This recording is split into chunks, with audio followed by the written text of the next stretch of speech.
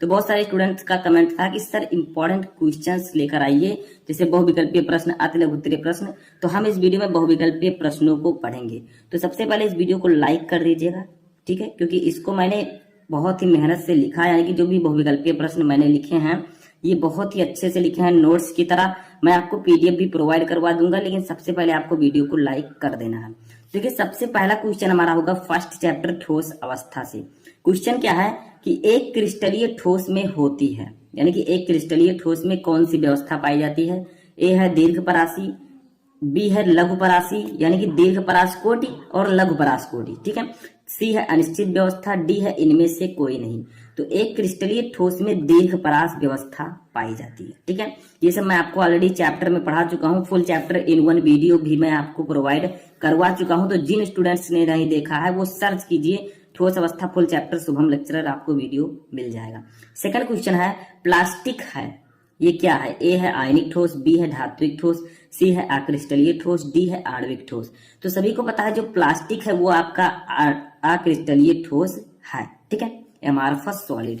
Next question हमारा है निम्न में से क्रिस्टलीय ठोस का उदाहरण है, यानी कि इन चारों में से क्रिस्टलीय ठोस का उदाहरण कौन सा है। ए है NaCl, बी है KCl, सी है Na2SO4 और डी है ये सभी। तो इसका राइट आंसर होगा ऑप्शन नंबर डी, ये सभी। जो आपका NaCl है sodium chloride, KCl potassium chloride, Na2SO4 यानी कि सोडियम सल्फेट, ठीक है, ये जो आपका है ये सभी क्रिस्टलीय ठोस के उदाहरण हैं, ठीक है। तो चारों आपका तीनों राइट है। नेक्स्ट है हमारा निम्नलिखित ठोसों में से किसका गलनांक उच्च होता है, यानी कि ये चार ठोस दिए गए हैं, इन चारों में से सबसे ज्यादा गलनांक किसका होता है, ठीक है। गलनांक क्या होता है, वह पॉइंट जिस पर कोई ठोस गलने लगे वही उसका गलनांक होता है, मेल्टिंग पॉइंट। ए है सहसंयोजी ठोस, बी है छद्म ठोस, सी है आयनिक ठोस, डी है आणविक ठोस। तो इसका राइट आंसर होगा ऑप्शन नंबर सी, आयनिक ठोस। जो आयनिक ठोस होता है इसका गलनांक सबसे उच्च होता है, ठीक है, क्योंकि इसमें बहुत सारे आयन होते हैं और बहुत सारे आयनों से मिलकर ये बनते हैं। नेक्स्ट क्वेश्चन है ग्रेफाइट है, ग्रेफाइट किस प्रकार का ठोस है। ए है आयनिक ठोस, बी है धात्विक ठोस, सी है सहसंयोजक ठोस, डी है आणविक ठोस। तो हीरा तथा ग्रेफाइट जो आपका है वो है सहसंयोजक ठोस, ठीक है, कोवैलेंट सॉलिड। तो ये आपका राइट आंसर होगा ऑप्शन नंबर सी, ठीक है। नेक्स्ट क्वेश्चन है कि क्रिस्टल जालक में से अवयवी कणों के बाहर निकलने पर उत्पन्न दोष कहलाता है। देखिए, मैंने आपको क्रिस्टल दोष पढ़ाया, यानी कि जो ठोसों में दोष पाए जाते हैं। तो बताइए कि क्रिस्टल जालक से अगर कोई अवयवी कण बाहर निकल जाता है तो उसमें कौन सा दोष उत्पन्न होता है। ए है अंतराकाशी दोष, बी है अशुद्धता दोष, सी है रिक्तिका दोष और डी है आरस समीकरण मिति दोष। तो इसका राइट आंसर होगा ऑप्शन नंबर सी, रिक्तिका दोष, ठीक है। रिक्तिका नाम से ही पता चल रहा है कि रिक्त स्थान यहाँ पर उत्पन्न हो गया है, ठीक है। तो जब कोई अवयवी कण क्रिस्टल जालक से बाहर निकल जाएगा तो वहां पर खाली स्थान बचेगा, रिक्त स्थान, तो वही रिक्तिका दोष उत्पन्न हो जाएगा। नेक्स्ट क्वेश्चन है निम्नलिखित में से किसमें शॉर्टकी दोष पाया जाता है। इन चारों में से कौन सा कंपाउंड है जिसमें शॉर्टकी डिफेक्ट पाया जाता है, ठीक है। शॉर्टकी दोष क्या होता है मैं आपको ऑलरेडी बता चुका हूँ। ए है CHCl में, बी है ZNS में, सी है A व B दोनों में और डी है इनमें से कोई नहीं, यानी कि ए है सीजियम क्लोराइड, बी है जिंक सल्फाइड। तो इसका राइट आंसर होगा ऑप्शन नंबर ए, जो CHCl होता है इसमें शॉर्टकी डिफेक्ट पाया जाता है, ठीक है। तो ऑप्शन नंबर ये आपका राइट होगा। नेक्स्ट क्वेश्चन है फ्रैंकल दोष के कारण आयनिक क्रिस्टल का घनत्व, यानी कि अगर किसी ठोस के क्रिस्टल में फ्रैंकल दोष उत्पन्न हो गया है तो उसके कारण जो उस क्रिस्टल का घनत्व है उसमें क्या परिवर्तन होगा। ए है घटता है, बी है बढ़ता है, सी है परिवर्तित होता है, डी है स्थिर रहता है। तो इसका राइट आंसर होगा ऑप्शन नंबर डी, स्थिर रहता है या अपरिवर्तित रहता है। क्यों, क्योंकि फ्रैंकल दोष में क्या होता है, जो अवयवी कण होते हैं वो अपने जालक बिंदु को छोड़कर उसी क्रिस्टल जालक के अंतराकाशीय स्थान में चले जाते हैं, जिससे उस क्रिस्टल के घनत्व में कोई प्रभाव नहीं पड़ता है, क्योंकि वो अवयवी कण बाहर नहीं निकला है, अंतराकाशीय स्थान में आ गया है। इसीलिए वो जो अवयवी कण है उसी क्रिस्टल में रह जाता है और उसके घनत्व में कोई परिवर्तन नहीं होता है, ठीक है। नेक्स्ट क्वेश्चन हमारा है क्रिस्टल के घनत्व को कम करने वाला बिंदु दोष है, यानी कि इसमें से कौन सा दोष है जिसके कारण क्रिस्टल का घनत्व कम हो जाता है। ए है शॉर्टकी दोष, बी है फ्रैंकल दोष, सी है A व B दोनों, डी है इनमें से कोई नहीं। तो देखिए, फ्रैंकल दोष के कारण तो क्रिस्टल का दोष कम नहीं होता, ये आपका राइट आंसर होगा ऑप्शन नंबर ए, शॉर्टकी दोष, ठीक है। तो शॉर्टकी दोष के कारण क्रिस्टल का घनत्व कम हो जाता है। नेक्स्ट क्वेश्चन है शॉर्टकी दोष पाया जाता है किसमें। ए है NaCl में, बी है AgBr में, सी है KBr में, डी है इनमें से सभी। तो इसका राइट आंसर होगा ऑप्शन नंबर डी, इनमें से सभी। देखिए NaCl जो है इसमें भी 60 की दोष पाया जाता है, AgBr में भी पाया जाता है, KBr में भी पाया जाता है। तो आपका ऑप्शन नंबर डी सही होगा क्योंकि सभी में पाया जाता है। जो AgBr है इसमें स्टार्ट की और फ्रैंकल दोष दोनों पाया जाता है, याद रखिएगा। ठीक है, नेक्स्ट क्वेश्चन हमारा है क्रिस्टल जालक में ऋणायनों के द्वारा उत्पन्न रिक्त स्थान क्या कहलाते हैं। यानी कि कोई क्रिस्टल जालक है जिसमें ऋणायन उपस्थित है और ऋणायन बाहर निकल जाए, उसके स्थान पर इलेक्ट्रॉन आ जाए, तो उसको हम क्या कहेंगे, उसे हम क्या कहेंगे, ए है G केंद्र, बी है F केंद्र, सी है S केंद्र, डी है E केंद्र। तो उसको हम लोग कहेंगे F केंद्र। आपने पढ़ा होगा F केंद्र जो होता है, जब किसी क्रिस्टल जालक से ऋणायन गायब हो जाते हैं और उसके स्थान पर इलेक्ट्रॉन आ जाते हैं तो वहां पर F केंद्र उत्पन्न हो जाता है। ठीक है, उस स्थान को हम F केंद्र कहते हैं। F केंद्र के कारण जो कलर होता है वो बदल जाता है। ठीक है, समझ में आया। जैसे आप लोग देखते होंगे कभी कभी नमक का कलर पीला हो जाता है, क्यों? क्योंकि उसके अंदर जो है ऋणायनों के स्थान पर, क्रिस्टल जालक के अंदर ऋणायनों के स्थान पर इलेक्ट्रॉन आ गए, जिसके कारण F केंद्र उपस्थित हो गया और F केंद्र के कारण जो यौगिक है वो रंगीन हो जाता है। ठीक है, नेक्स्ट क्वेश्चन देखते हैं। तो देखिए नेक्स्ट क्वेश्चन हमारा है F केंद्रों की उपस्थिति क्रिस्टल को बना देती है। यानी कि किसी क्रिस्टल में अगर F केंद्र उपस्थित है तो वो किस प्रकार का बना देगी क्रिस्टल को। A है चालक, B है रंगहीन, C है अर्धचालक, D है रंगीन। तो वो रंगीन बना देती है। अगर किसी क्रिस्टल में F केंद्र उपस्थित है तो वो उस यौगिक को रंगीन बना देगा। ठीक है, नेक्स्ट क्वेश्चन देखते हैं।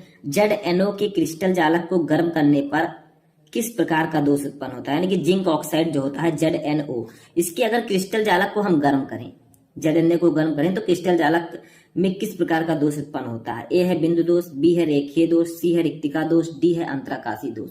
तो इसका राइट आंसर होगा अंतराकाशी दोष। ठीक है, अगर हम ZnO के क्रिस्टल जालक को गर्म करेंगे तो अंतराकाशी दोष उत्पन्न हो जाएगा, यानी कि उसमें से अवयवी कण निकलकर अंतराकाशी स्थान में चले जाएंगे। नेक्स्ट क्वेश्चन देखिए, Be2+ होता है, यानी कि जो Be2+ आयन होता है ये किस प्रकार व्यवहार करता है। A है अनुचुंबकीय की तरह, B है फेरी चुंबकीय, C है प्रतिचुंबकीय, D है इनमें से कोई नहीं। तो इसका राइट आंसर होगा ऑप्शन नंबर C, प्रतिचुंबकीय। Be2+ एक प्रतिचुंबकीय की तरह व्यवहार करता है। नेक्स्ट क्वेश्चन है अतिचालकता प्रक्रम की खोज किसने की थी। यानी कि जो अतिचालकता होती है उसकी खोज किसने की। A है आइंस्टीन, B है सोडी, D है C है हुंड, D है कैमरलिंग ओस। तो इसका राइट आंसर होगा ऑप्शन नंबर डी, कैमरलिंग ओस ने अतिचालकता प्रक्रम की खोज की थी। ठीक है, तो आपका ऑप्शन नंबर डी राइट होगा। नेक्स्ट क्वेश्चन है विलयन होता है। विलयन क्या होता है। दो या दो से अधिक समांगी मिश्रण को, दो या दो से अधिक पदार्थों के समांगी मिश्रण को हम क्या कहते हैं, विलयन कहते हैं। तो ए ऑप्शन है समांगी मिश्रण, बी है विसमांगी मिश्रण, सी है संगत मिश्रण, डी है असंगत मिश्रण। तो इसका राइट आंसर होगा ऑप्शन नंबर ए, समांगी मिश्रण। जो विलयन होता है वो दो या दो से अधिक पदार्थों का समांगी मिश्रण होता है। ठीक है, नेक्स्ट क्वेश्चन हमारा है विलयन का वह घटक जिसकी मात्रा कम होती है क्या कहलाता है। यानी कि मैंने आपको एक चीज बताया था, याद रखिएगा आप लोग। ठीक है, विलयन कितने चीजों से मिलकर बना होता है। विलयन इक्वल टू दो चीजों से मिलकर बनता है, एक विलेय होता है और एक विलायक होता है। ठीक है, एक विलेय एक विलायक, एक सॉल्वेंट एक सॉल्यूट। ठीक है, तो देखिए मैंने आपको बताया था कि विलयन में जिसकी मात्रा कम हो उसे हम विलेय कहेंगे, जिसकी मात्रा अधिक हो उसे हम विलायक कहेंगे। तो वही यहाँ पर पूछा जा रहा है कि विलयन का वह घटक जिसकी मात्रा कम होती है क्या कहलाता है। ए है विलायक, बी है विलेय, सी है विलयन, डी है ये सभी, तो वो विलेय कहलाता है। ठीक है, क्योंकि विलयन में विलेय की मात्रा कम होती है तभी वो विलयन बनता है। मान लीजिए आप शरबत बना रहे हैं, शरबत आपका विलयन होगा। अब जब आप चीनी को कम डालेंगे और पानी को ज्यादा डालेंगे तभी तो वो शरबत बनेगा। ठीक है, तो वो आपका चीनी विलेय होगा और पानी विलायक होगा, क्योंकि चीनी की मात्रा कम है तो वो विलेय होगा। ठीक है, नेक्स्ट क्वेश्चन देखते हैं। देखिए नेक्स्ट क्वेश्चन हमारा है कि वायु में जलवाष्प का मिश्रण किस प्रकार का विलयन है। ठीक है, यानी कि वायु में जलवाष्प का मिश्रण हो तो वो किस प्रकार का विलयन होगा। ए है ठोस विलयन, बी है द्रव विलयन, सी है गैस विलयन और डी है इनमें से कोई नहीं। तो देखिए गैसीय विलयन सही आंसर होगा। देखिए वायु भी एक गैस है, जलवाष्प जो है वो भी गैस की तरह व्यवहार करता है, तो ये दोनों जब आपस में मिश्रित होंगे तो गैसीय विलयन तो बनेगा। तो ये सिंपल सा क्वेश्चन था और सिंपल सा आंसर। ठीक है, नेक्स्ट क्वेश्चन है 19 नंबर, निम्नलिखित में से किस गैस की विलयता द्रव विलायक में अधिक होती है। यानी कि इनमें से कौन सी गैस है जिसकी विलयता विलायक में अधिक होती है, जो विलायक में ज्यादा घुलता है। ए है O2, बी है Cl2, सी है N2 और डी है HCl। तो इसका राइट आंसर होगा option number D, HCl। HCl जो है वो द्रव विलायक में बहुत जल्दी घुलता है, यानी कि HCl की विलयता द्रव विलायक में अधिक होती है। ठीक है, इन चारों में से। नेक्स्ट क्वेश्चन है ताप में वृद्धि करने पर हीलियम गैस की जल में विलेयता पर क्या प्रभाव पड़ेगा। यानी कि अगर हीलियम गैस आपने लिया है और ताप में आप वृद्धि कर रहे हैं तो वो जल में किस प्रकार से विलय होगा। जैसे जल ले लिया आपने, हीलियम गैस ले लिया, दोनों को मिक्स किया, अब आप ताप बढ़ाते जा रहे हैं तो जो हीलियम है वो जल में किस प्रकार घुलेगा, विलेयता उसकी घटेगी कि बढ़ेगी, या फिर विलेयता परिवर्तित रहेगी, यानी में से कोई नहीं। इसका राइट आंसर होगा विलेयता बढ़ेगी। यानी कि अगर आप पानी और हीलियम गैस को लेकर गर्म करें तो जो हीलियम है वो जल में ज्यादा विलय होगा, तो वो विलेयता बढ़ेगी। ठीक है, नेक्स्ट क्वेश्चन है हेनरी के नियमानुसार क्या होता है सूत्र। ए ऑप्शन है एम अनुक्रमानुपाती पी, बी है एम अनुक्रमानुपाती एक्स विलेय यानी कि विलेय का मोल प्रभाज, सी है एम अनुक्रमानुपाती 1/p और डी है एम व्युत्क्रमानुपाती 1/x विलेय। एक्स विलेय का मतलब होता है विलेय का मोल प्रभाज। ठीक है, मोल प्रभाज को हम एक्स से डिनोट करते हैं और विलेय लिखा है तो विलेय का मोल प्रभाज होगा। तो ये आपका राइट आंसर होगा ऑप्शन नंबर ए। चूंकि स्थिर ताप पर किसी गैस की द्रव में विलेयता जो m होती है वो उस गैस के दाब पर निर्भर करती है। ये हेनरी का नियम है, तो यम अनुक्रमानुपाती p होता है। ठीक है, जब हम लगाएंगे तो यम बराबर kp हो जाएगा। ठीक है, जहाँ k है हेनरी स्थिरांक या हेनरी नियतांक। नेक्स्ट है गोताखोरों द्वारा श्वसन के लिए प्रयुक्त किए जाने वाला गैस सिलेंडर में किस प्रकार का गैस मिलाया जाता है। यानी कि जो गोताखोर है पानी में जाते हैं, ठीक है, उनके श्वसन के लिए हम गैस सिलेंडर में किस गैस को मिलाते हैं ताकि और अच्छा रहे। ए है जीनॉन, बी है आर्गन, सी है Kr और डी है हीलियम। तो इसका राइट आंसर होगा ऑप्शन नंबर डी, हीलियम। ठीक है, तो गोताखोरों द्वारा श्वसन के लिए प्रयुक्त किए जाने वाले गैस सिलेंडर में हम हीलियम गैस को मिलाते हैं। ठीक है, तो ये हीलियम आपका राइट आंसर होगा। नेक्स्ट क्वेश्चन देखते हैं।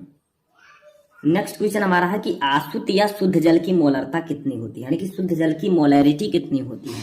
ए है 55.56, बी है 18, सी है 49.87, डी है 81। तो शुद्ध जल की मोलरता होती है 55.56।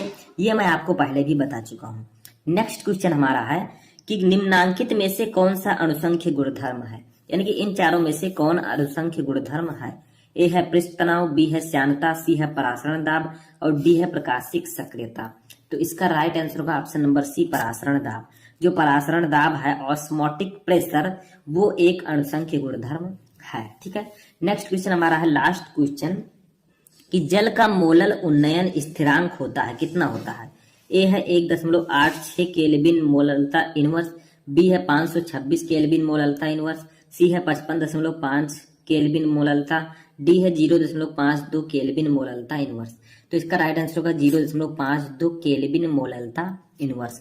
यानी कि जो जल का मोलल उन्नयन स्थिरांक होता है वो होता है 0.52 केल्विन मोललता इनवर्स। तो देखिए सबसे पहला क्वेश्चन हमारा है सबसे फर्स्ट चैप्टर से, जिसका नाम है ठोस अवस्था। ठीक है, इंग्लिश में सॉलिड स्टेट। इससे पहले मैंने फिजिक्स के इंपॉर्टेंट क्वेश्चन आपको पढ़ाए हैं, तो आप लोग सर्च कीजिए कि physics important question Shubham lecturer, आपको वीडियो मिल जाएगा।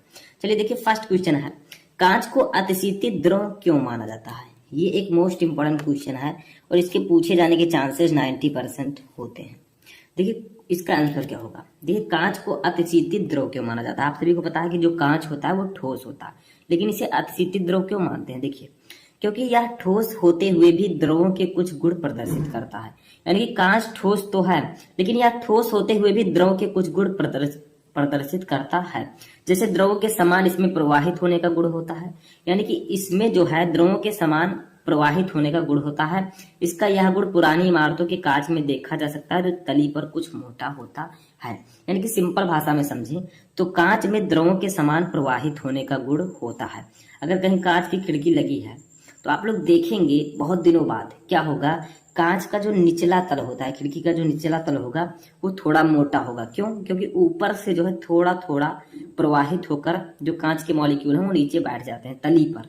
ठीक है, इसीलिए कुछ मोटा हो जाता है। तो अगर आपसे कोई पूछे कि कांच को अतिशीतित द्रव क्यों माना जाता है, तो क्योंकि कांच जो है वो ठोस होते हुए भी द्रवों के कुछ गुण प्रदर्शित करता है। इसमें द्रव के समान प्रवाहित होने का गुण होता है। ये इसका आंसर होगा। समझ में आया? सिंपल सा क्वेश्चन था, सिंपल सा आंसर था। इस प्रकार से आप लोग लिखेंगे, पूरा नंबर आपको दिया जाएगा। सेकंड क्वेश्चन देखिए, ये क्वेश्चन मोस्ट इंपॉर्टेंट है जो कि इसी चैप्टर से, फर्स्ट चैप्टर से ही है कि आयनिक ठोस गलित अवस्था में विद्युत चालक होते हैं परंतु ठोस अवस्था में नहीं। व्याख्या कीजिए।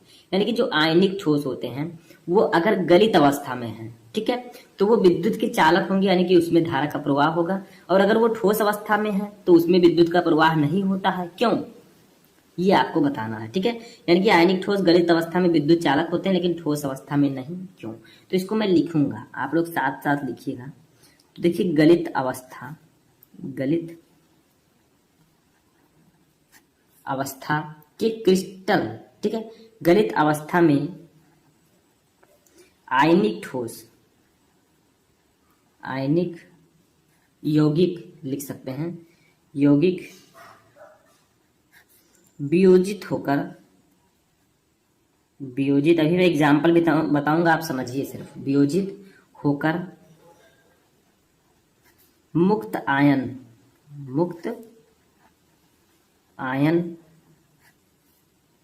देते हैं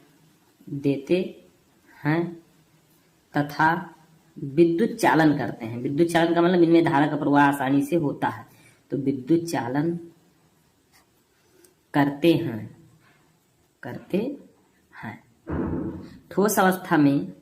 ठोस अवस्था में आयन, ठीक है, आयन गति करने के लिए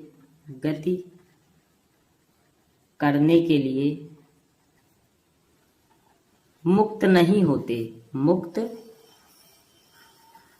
होते, ठीक है, नहीं होते हैं।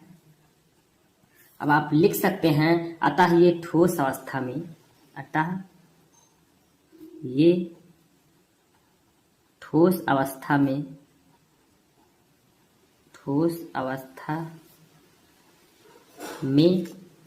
विद्युत चालन नहीं करते हैं। विद्युत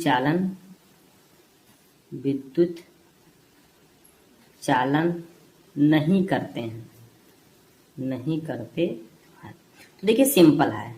मैंने आपको क्या बताया कि जब किसी चालक में, जैसे कोई चालक है, उसमें इलेक्ट्रॉन गतिमान आवेश जो है वो गतिमान होते हैं, ठीक है, मुक्त इलेक्ट्रॉन जो है उसमें गतिमान होते हैं, तब उसमें धारा का प्रवाह होता है।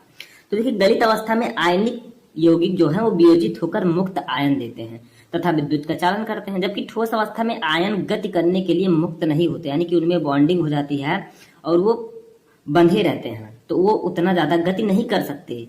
अतः ये ठोस अवस्था में विद्युत चालन नहीं करते। जैसे देखिए, यहां पर समझिए, ठोस अवस्था, मान लीजिए कोई आयन ठोस अवस्था में है, ठीक है, और गलित अवस्था, दो चीजें मैंने आपको बताया यहां पर, गलित अवस्था, ठीक है।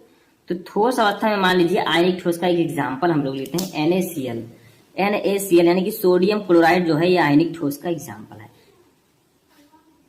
अब देखिए, ये ठोस अवस्था में है, तो आप जब लोग नमक लेकर आते होंगे, जो खड़ा नमक होता है, पीसा नहीं होता है, जब वो लेकर आप आते होंगे तो वो ठोस अवस्था में होता है, ठीक है। तो ठोस अवस्था में क्या होता है, इसमें जो आयन होते हैं, जैसे अगर गलित अवस्था में देखा जाए तो NaCl जो है वो Na+ और Cl- आयन बनाते हैं, ठीक है। तो क्या होगा, अगर इसे हम पानी में डाल दें NaCl को, तो क्या होगा, ये Na+ और Cl- आयन में वियोजित हो जाता है, और इसी के कारण इसमें क्या होता है, ये विद्युत के चालक होते हैं। देखिए, गलित अवस्था में आयनिक यौगिक वियोजित होकर मुक्त आयन देते हैं। तो देखिए, ये NaCl एक आयनिक यौगिक है, जब इसे गलित अवस्था में करेंगे तो ये Na+ और Cl- आयन देगा, तब ये विद्युत का चालन करेंगे, यानी कि इनमें धारा का प्रवाह होगा। जबकि ठोस अवस्था में क्या होता है, ये जो आयन होते हैं Na+ Cl- ये होते तो हैं लेकिन ये गति करने के लिए मुक्त नहीं होते हैं, ठीक है, इसीलिए ये ठोस अवस्था में विद्युत चालन नहीं करते हैं। समझ में आया? सिंपल सा क्वेश्चन था, सिंपल था आंसर था। आई होप कि आपको समझ में आ चुका होगा।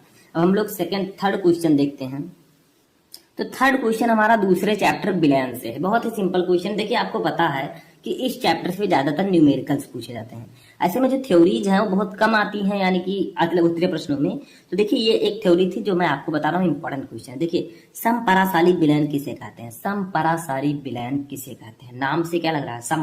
सम का मतलब बराबर, परासारी का मतलब परासरण दाब, ठीक है। तो देखिए, ऐसे विलयन जिनके परासरण दाब समान ताप पर समान हो, समपरासारी विलयन कहलाते हैं।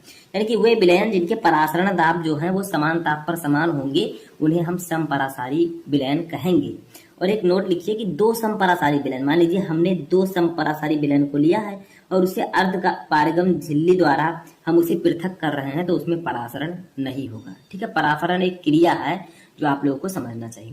तो देखिए यही कहा गया है, समपरासारी विलयन क्या होते हैं, ऐसे विलयन जिनके परासरण दाब समान ताप पर समान हो, समपरासारी विलयन कहलाएंगे, ये याद रखिएगा। ठीक है, अब यहाँ पर हमारा चौथा क्वेश्चन आता है जो कि इम्पोर्टेंट है। ठीक है, और बहुत ही सिंपल सा क्वेश्चन है। देखिए ये क्वेश्चन आपने फिजिक्स में भी पढ़ा होगा, लेकिन इसमें थोड़ा सा चेंजेस है। विशिष्ट चालकता से क्या तात्पर्य है, इसका मात्रक क्या है। देखिए इसमें थोड़ा सा चेंज है, केमिस्ट्री में विशिष्ट चालकता जो है थोड़ा सा चेंज है। इसमें हम विशिष्ट चालकता को कप्पा से डिनोट करते हैं। ठीक है, समझ में, उसमें किससे डिनोट करते थे, उसमें हम सिग्मा से। तो देखिए यहाँ पर लिखेंगे विशिष्ट चालकता किसे कहते हैं। तो देखिए किसी चालक, बहुत सिंपल है, किसी चालक के विशिष्ट प्रतिरोध के विशिष्ट प्रतिरोध के व्युत्क्रम को, डेफिनेशन वही है। ठीक है, के व्युत्क्रम को उस चालक की विशिष्ट चालकता कहते हैं। ठीक है, क्या कहते हैं, विशिष्ट चालकता, विशिष्ट चालकता कहते हैं, कहते हैं। अब ये तो होगा डेफिनेशन, यानी कि किसी चालक के विशिष्ट प्रतिरोध के व्युत्क्रम को विशिष्ट चालकता कहते हैं, और यही डेफिनेशन हमने फिजिक्स में भी पढ़ा था। ठीक है, कि चालक के विशिष्ट प्रतिरोध के व्युत्क्रम को विशिष्ट चालकता कहते हैं। अब इसे हम डिनोट किससे करते हैं, तो देखिए इसे ग्रीक अक्षर एक है जिसको हम लोग कहते हैं कप्पा। ये कुछ के की तरह बनता है इस प्रकार से। ठीक है, इस प्रकार से इसे हम कहते हैं कप्पा से प्रदर्शित करते हैं या से निरूपित करते हैं, कुछ भी लिख सकते हैं, से निरूपित करते हैं। यानी केमिस्ट्री में हम विशिष्ट चालकता को कप्पा से प्रदर्शित करते हैं। इसका फार्मूला क्या हो जाएगा, कप्पा इक्वल टू 1/, विशिष्ट प्रतिरोध को हम डिनोट करते हैं रो से। ठीक है, तो विशिष्ट प्रतिरोध के व्युत्क्रम को विशिष्ट चालकता कहते हैं, तो कप्पा इक्वल टू 1/रो। ये जो रो है ये कप्पा का व्युत्क्रम हो चुका है। ठीक है, तो ये फार्मूला होगा विशिष्ट चालकता का। ठीक है, कप्पा इक्वल टू 1/रो, जहां रो क्या है, रो है विशिष्ट प्रतिरोध। लिख देता हूं ताकि आप लोग नोट कर सकें, आपकी तैयारी और भी अच्छे से हो सके। तो लिखिए विशिष्ट प्रतिरोध, समझ में आ रहा है। अब देखिए इसका मात्रक क्या होगा, तो विशिष्ट चालकता का मात्रक क्या होता है, देखिए विशिष्ट चालकता, ठीक है, का मात्रक होता है ohm inverse centimetre inverse, ohm inverse centimetre inverse. ठीक है, या इसे आप लोग इस तरह से भी लिख सकते हैं, सिंपल है। ओम का क्या होता है, ओम को कुछ हम इस प्रकार से डिनोट करते हैं, देखिए ये ohm inverse and centimetre inverse. ठीक है, या एक प्रकार एक इसका मात्रक और है, या इसी को हम लिख सकते हैं साइमन, यस है साइमन सेंटीमीटर इनवर्स। तो ये तीनों मात्रक इसी के हैं। ठीक है, होता है। तो याद रखिएगा विशिष्ट चालकता का मात्रक ओम इनवर्स सेंटीमीटर इनवर्स या ओम इनवर्स मीटर इनवर्स अगर आप लिखना चाहें, या ओम इनवर्स सेंटीमीटर इनवर्स, इस प्रकार से ओम बना दीजिए। यह साइमन सेंटीमीटर इनवर्स होता है। अगर पूछा जाता है तो आप लोग इसका आंसर आसानी से दे देंगे अगर आपको पता है तो। अब हम लोग देखेंगे अपना नेक्स्ट क्वेश्चन। तो देखिए फिफ्थ क्वेश्चन क्या है, सिंपल सा क्वेश्चन है कि कॉपर सल्फेट यानी कि CuSO4 की विलयन में लोहे की कील डालने पर क्या होगा। ये तीसरे चैप्टर का क्वेश्चन है जिसका नाम है वैद्युत रसायन। ठीक है, जो अभी मैंने आपको इससे पहले बताया वो भी वैद्युत रसायन का ही है। तो देखिए कहा जा रहा है कि कॉपर सल्फेट जिसे हम डिनोट करते हैं CuSO4 से, इस विलयन में अगर हम लोहे की कील डाल दें तो क्या होगा। तो देखिए कॉपर सल्फेट के विलयन में लोहे की कील डालने पर लोहे की कील के ऊपर कॉपर की परत चढ़ जाएगी। यानी कि अगर आप कॉपर सल्फेट के विलयन में लोहे की कील डालते हैं, ठीक है, तो क्या होगा, लोहे की कील के ऊपर कॉपर की परत चढ़ जाएगी, क्योंकि कॉपर की सक्रियता लोहे से कम होती है। देखिए सक्रियता श्रेणी एक होती है, उसको मैं आपको जब समझाऊंगा तो बताऊंगा। ठीक है, क्योंकि कॉपर की सक्रियता लोहे से कम होती है, यानी कि लोहे की सक्रियता ज्यादा होती है, तो लोहे के ऊपर कॉपर की परत चढ़ जाएगी। सिंपल है, रीजन आप लोग याद रखिए बस। अब देखिए हमारा एक क्वेश्चन आता है जो कि चौथे चैप्टर से है, जिसका नाम है रासायनिक बलगत। ये क्वेश्चन बहुत ही सिंपल सा है। ठीक है, क्वेश्चन क्या है कि निम्न अभिक्रिया की कोटि और वेग स्थिरांक की इकाई लिखिए।